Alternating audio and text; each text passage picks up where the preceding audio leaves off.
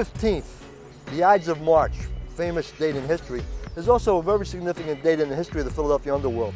This March 15th marks the 30th anniversary of the assassination of Philip Chicken Man Testa. Testa became the boss a year earlier after Angelo Bruno was assassinated, and Testa's assassination set the crime family careening out of control, and it's been a steady destabilization ever since then.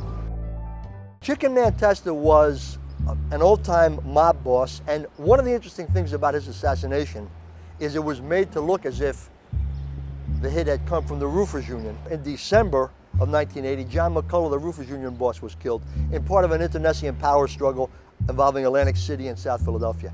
Testa's murder was made to look like retaliation for the McCullough hit.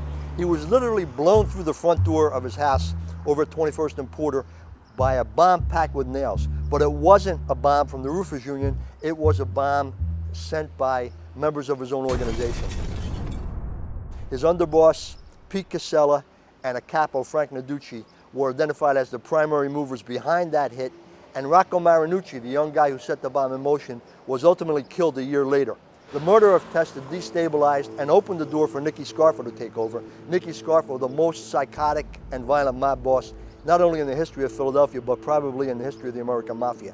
The Testa murder also was celebrated, probably the only mob hit ever celebrated in a rock and roll song. Well, they blew up the Chicken Man in Philly last night.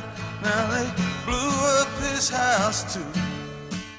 Bruce Springsteen in the song Atlantic City has a line where he says, "They blew up the Chicken Man last night." The Chicken Man is Philip Chicken Man Testa. So the Ides of March is a very significant date historically for a lot of different reasons. And it also points to, for want of a better phrase, I guess, mob March madness in Philadelphia. March has been an interesting month in the history of the South Philadelphia mob. Angelo Bruno was assassinated on March 21st, 1980.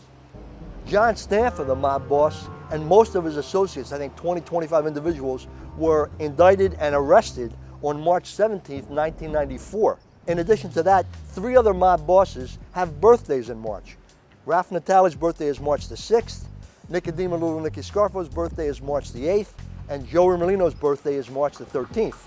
Now, in addition to the Ides of March being a significant date in terms of the Testa murder, what we're being told is Joey Merlino, after serving almost 12 years in prison, is going to be released from jail this week, possibly on March 15th.